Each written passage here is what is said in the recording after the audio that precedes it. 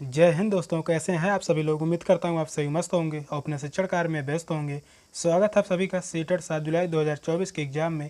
और आज हम करने वाले हैं दिसंबर 2018 के science previous year question paper, वो भी क्लास 2 है। साइंस के ही प्रीवियस ईयर क्वेश्चन पेपर करने वाले हैं। दिसंबर 2018 के क्लास 2 जो है वह आज समाप्त होगी। कल से 2019 के प्रीवियस ईयर क्वेश्चन पेपर करेंगे। तो कल की क्लास भी इम्पॉर्टेंट है और आज की क्लास भी इम्पॉर्टेंट है। चलिए, चैनल पर नए हैं तो चैनल को सब्सक्राइब कर लीजिए। चलते हैं क्वेश्चन की तरफ। और आज का पहला क्वेश्चन है, सारिका ने आसुत जल एक बोतल में लिया और पता लगाने की कोशिश की वह विद्युत का सुचालक है या नहीं है, उसे क्या प्राप्त होने की संभावना है। यह विद्युत का सुचालक है, यह एक विद्युत रोधी है, यह विद्युत का कमजोर चालक है, उपयुक्त में से कोई नहीं। कौन सा ऑप्शन राइट होगा।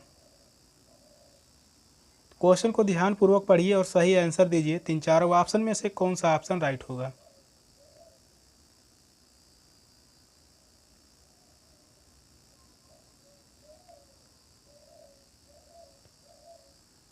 क्वेश्चन कह रहा है, सारिका ने आसुत जल का एक बोतल में लिया और पता लगाने की कोशिश की वह विद्युत का सुचालक है या नहीं है, उसे क्या प्राप्त होने की संभावना है। तो उसे प्राप्त होने की संभावना है यह विद्युत का कमजोर चालक है। तो इस क्वेश्चन का राइट आंसर होगा ऑप्शन सी। पहले क्वेश्चन का राइट आंसर है ऑप्शन सी। आसुत जल विद्युत का कमजोर चालक है। निष्कर्ष यह है कि आसुत जल में कुछ आयन है, लेकिन समुद्री जल या नल के पानी जिसमें बहुत सारे आयन है के विपरीत सुचारू रूप से विद्युत का संचालन करने के लिए पर्याप्त नहीं है। तो इस क्वेश्चन का राइट आंसर था ऑप्शन सी। नेक्स्ट क्वेश्चन है,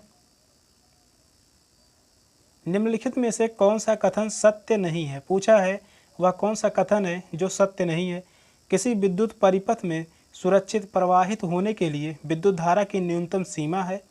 किसी विद्युत परिपथ में सुरक्षित प्रवाहित होने के लिए विद्युत धारा की अधिकतम सीमा है। सभी भवनों के विद्युत परिपथों में फ्यूज लगाए जाते हैं। यदि परिपथ में उपयुक्त फ्यूज लगाया जाए तो सुरक्षित सीमा से अधिक विद्युत धारा होने पर यह उड़ जाएगा। कौन सा ऑप्शन राइट होगा। तीन चारों ऑप्शन में से कौन सा ऑप्शन सही है।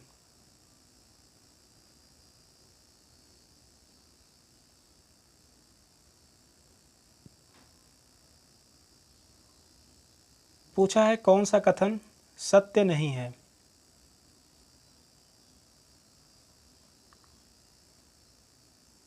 असत्य कथन जो है वह है किसी विद्युत परिपथ में सुरक्षित प्रवाहित होने के लिए विद्युत धारा की न्यूनतम सीमा है। यह बात गलत है। पहला कथन जो है वह गलत है। इसी कारण दूसरे क्वेश्चन का जो राइट आंसर है ऑप्शन ए। तो इस क्वेश्चन का राइट आंसर है ऑप्शन ए। नेक्स्ट क्वेश्चन है, निम्नलिखित में से किस स्थान की चक्रवात से सबसे अधिक प्रभावित होने की संभावना है। पोरबंदर, पुरी, मुंबई, गोवा। कौन सा ऑप्शन राइट होगा।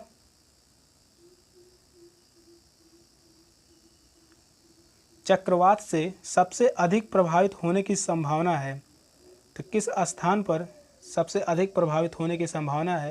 तो इन चारों ऑप्शन में से कौन सा ऑप्शन राइट होगा।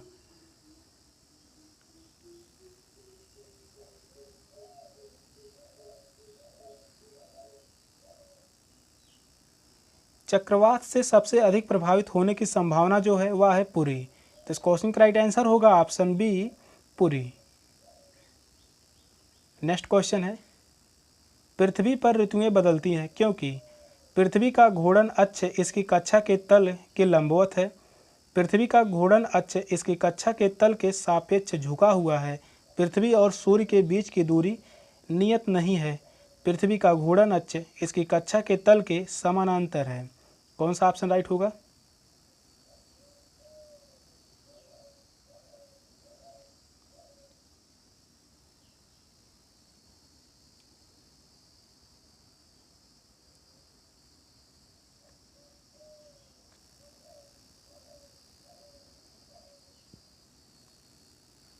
पृथ्वी पर ऋतुएं बदलती रहती हैं क्योंकि पृथ्वी का घूर्णन अक्ष इसकी कक्षा के तल के सापेक्ष झुका हुआ है। तो इस क्वेश्चन का राइट आंसर होगा ऑप्शन बी। फोर्थ क्वेश्चन का राइट आंसर है ऑप्शन बी। पृथ्वी का घूर्णन अक्ष इसकी कक्षा के सापेक्ष झुका हुआ है।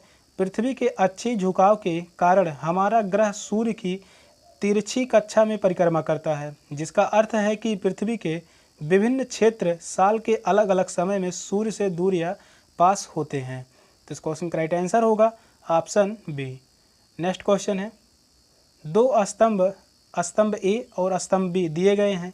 निम्नलिखित में से कौन सा दिए गए स्तंभ ए के क्रम के अनुसार स्तंभ बी का सही क्रम होगा? स्तंभ ए में है वृक्ष, वितान, अपघट, ह्यूमस, शाही। स्तंभ बी में है पादपों और जंतुओं के मृत उर्तक, एक जंगली जंतु, सूक्ष्म जीव, बड़े वृक्ष की शाखाएं। चार ऑप्शन नीचे दिए गए हैं। इन चारों ऑप्शन में से सही मिलान किस ऑप्शन में है वही बताना है। तो इस क्वेश्चन का राइट आंसर क्या होगा?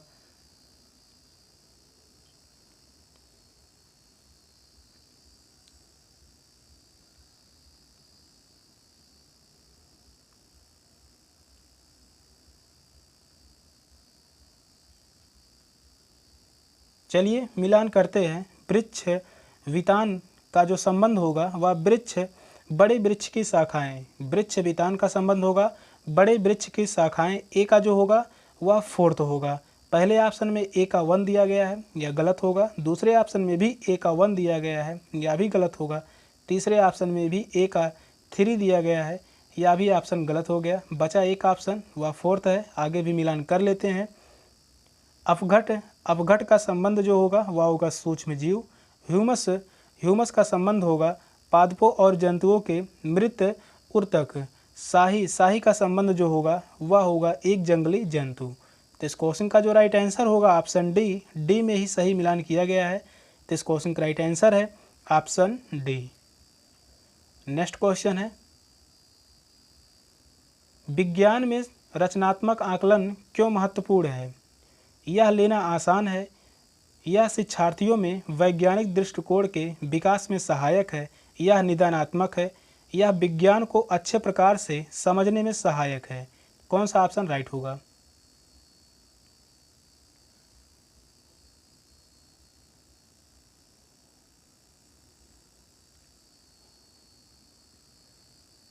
तो विज्ञापन में रचनात्मक आकलन क्यों महत्वपूर्ण है? क्योंकि यह निदानात्मक है। तो इस क्वेश्चन का राइट आंसर होगा ऑप्शन सी, यह जो है निदानात्मक है। रचनात्मक आकलन बच्चों में विज्ञान को अच्छी प्रकार से सीखने में मदद करता है। रचनात्मक आकलन जो है बच्चों में विज्ञान को अच्छी प्रकार से सीखने में मदद करता है। तो इस क्वेश्चन का राइट आंसर है ऑप्शन सी। नेक्स्ट क्वेश्चन है, विद्यालयों में विज्ञान मेले का आयोजन क्यों किया जाता है? शिक्षार्थियों को विज्ञान में उच्च शिक्षा के लिए तैयार करने के लिए, शिक्षार्थियों को उनकी परीक्षा में अच्छे अंक प्राप्त करने में सहायता करने के लिए, शिक्षार्थियों में विज्ञान में सृजन या प्रयोग करने की क्षमता का विकास करने के लिए, शिक्षार्थियों का उनके प्रदर्शन के आधार पर मूल्यांकन करने के लिए। तो कौन सा ऑप्शन राइट होगा? तीन चारों ऑप्शन में से कौन सा ऑप्शन सही होगा?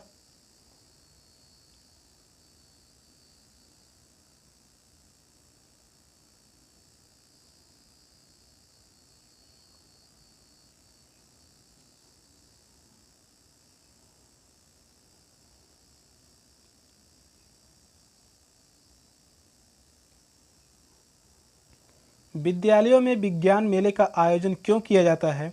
क्योंकि शिक्षार्थियों में विज्ञान में सृजन एवं प्रयोग करने की क्षमता का विकास करने के लिए। तो इस क्वेश्चन का राइट आंसर होगा ऑप्शन सी। 7 क्वेश्चन का राइट आंसर होगा ऑप्शन सी। नेक्स्ट क्वेश्चन है, एक शिक्षक के नाते निम्नलिखित में से किसे आप शिक्षण में वैज्ञानिक विधा के लिए सबसे उपयुक्त समझते हैं? शिक्षार्थियों को कक्षा में अवधारणाओं को स्पष्ट करना, अवधारणाओं के शिक्षण हेतु तकनीक का प्रयोग दिखाना, शिक्षार्थियों को परियोजनाएं देना, अवधारणाओं से संबंधित गतिविधियों को शिक्षार्थियों से कराना। कौन सा ऑप्शन राइट होगा?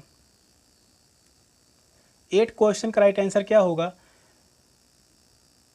कमेंट में आप सभी लोग आंसर नहीं देते हैं तो कृपया कमेंट में आंसर जरूर दिया करें। तीन चारों ऑप्शन में से कौन सा ऑप्शन सही होगा?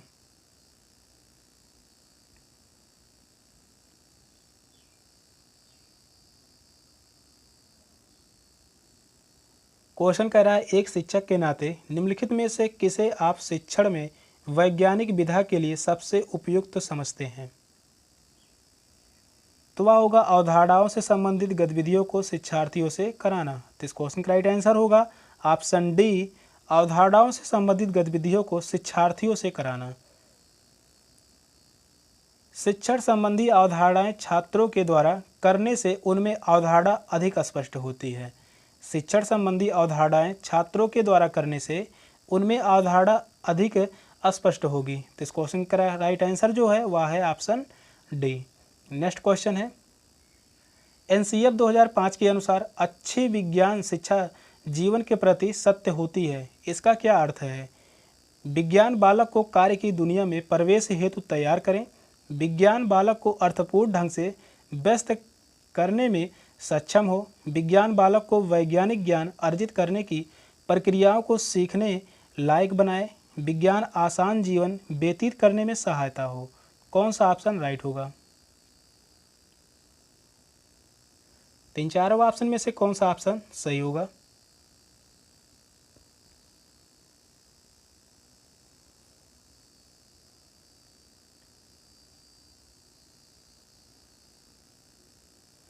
एनसीएफ 2005 के अनुसार अच्छी विज्ञान शिक्षा जीवन के प्रति सत्य होती है, इसका क्या अर्थ है? तो इसका अर्थ है विज्ञान बालक को कार्य की दुनिया में प्रवेश हेतु तैयार करें। तो इस क्वेश्चन का राइट आंसर होगा ऑप्शन ए, विज्ञान जो है बालक को कार्य की दुनिया में प्रवेश करने हेतु तैयार करें। तो इस क्वेश्चन का राइट आंसर है ऑप्शन ए। नेक्स्ट क्वेश्चन है, निम्नलिखित में से कौन सा वैज्ञानिक दृष्टिकोण का गुण नहीं है?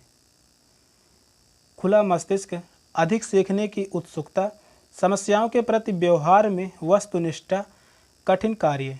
कौन सा ऑप्शन राइट होगा? क्वेश्चन जो कह रहा है वैज्ञानिक दृष्टिकोण का गुण नहीं है।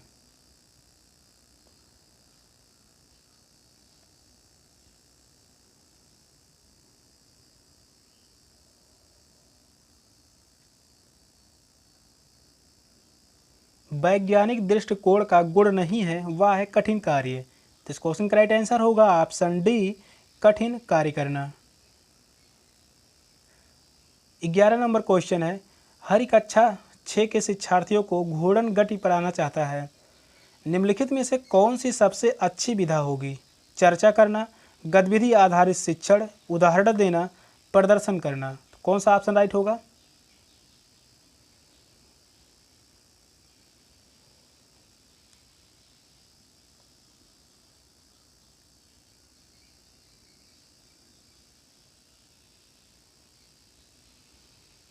हर कक्षा 6 के शिक्षार्थियों को घूर्णन गति पढ़ाना चाहता है, निम्नलिखित में से कौन सी सबसे अच्छी विधा होगी? तो वह होगी गतिविधि आधारित शिक्षण। तो इस क्वेश्चन का राइट आंसर होगा ऑप्शन बी, गतिविधि आधारित शिक्षण प्रदान करना। प्रदर्शन में उदाहरण या प्रयोग के द्वारा कारण या प्रमाण जो है दिखाना, समझाना या स्पष्ट करना शामिल है। प्रदर्शन के उदाहरण या प्रयोग के द्वारा कारण या प्रमाण दिखाना, समझाना या स्पष्ट करना शामिल है।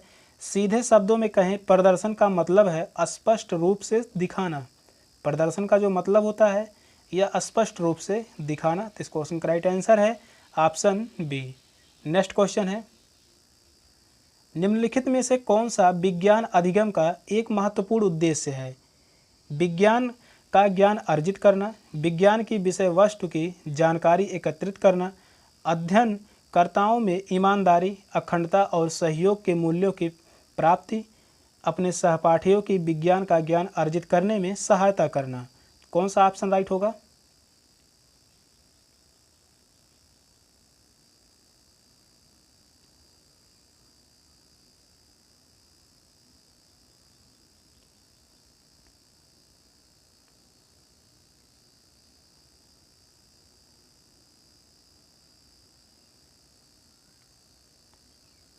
विज्ञान अधिगम का एक महत्वपूर्ण उद्देश्य है अध्ययनकर्ताओं में ईमानदारी, अखंडता और सहयोग के मूल्यों की प्राप्ति। तो इस क्वेश्चन का राइट आंसर होगा ऑप्शन सी, अध्ययनकर्ताओं में ईमानदारी, अखंडता और सहयोग के मूल्यों की प्राप्ति होनी चाहिए। तो इस क्वेश्चन का राइट आंसर होगा ऑप्शन सी। अगला क्वेश्चन है, विज्ञान के मूल्यांकन में सतत एवं समग्र मूल्यांकन का अर्थ है अंतिम एवं रचनात्मक मूल्यांकन, अधिक आवर्ती जांच एवं परीक्षा, अधिगम के आकलन हेतु सामान्य गतिविधियां और अभ्यास, विज्ञान के सभी पहलुओं का मूल्यांकन। कौन सा ऑप्शन राइट होगा?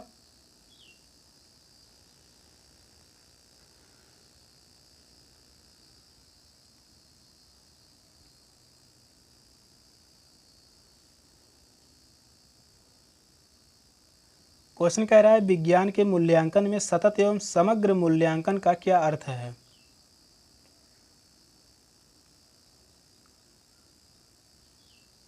सतत एवं समग्र मूल्यांकन का अर्थ है अधिगम के आकलन हेतु सामान्य गतिविधियां और अभ्यास। तो इस क्वेश्चन का राइट आंसर होगा ऑप्शन सी, अधिगम के आकलन हेतु सामान्य गतिविधियां और अभ्यास। विज्ञान में सतत और व्यापक मूल्यांकन का अर्थ एक प्रणाली को संदर्भित करता है जिससे छात्र के विज्ञान के विकास के सभी पहलुओं को शामिल किया जाता है। यह मूल्यांकन की एक विकासात्मक प्रक्रिया है जो दो उद्देश्यों पर जोर देती है। ये उद्देश्य हैं व्यापक आधार पर सीखने और व्यवहार संबंधी परिणामों के मूल्यांकन और मूल्यांकन में निरंतरता।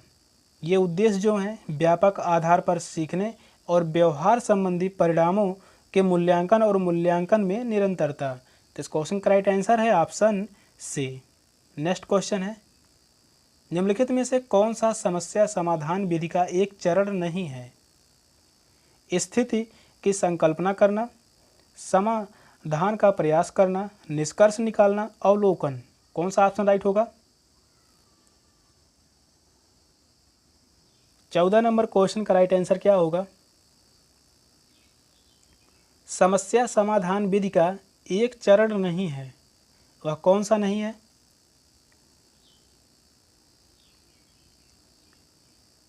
तो वह है अवलोकन।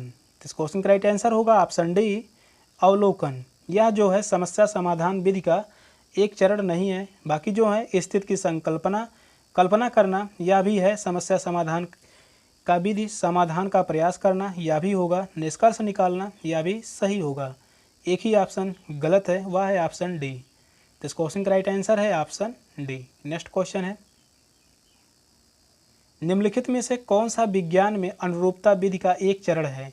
समानताओं का चित्रण, अमूर्तता का प्रस्तुतिकरण, अवधारणाओं को एक दूसरे से जोड़ना, उपयोग। कौन सा ऑप्शन राइट होगा?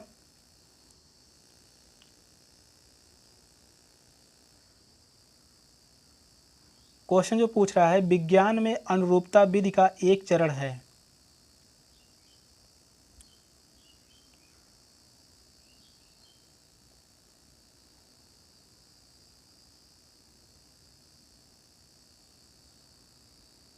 तो वह है समानताओं का चित्रण। 15 नंबर क्वेश्चन का राइट आंसर होगा ऑप्शन ए, समानताओं का चित्रण।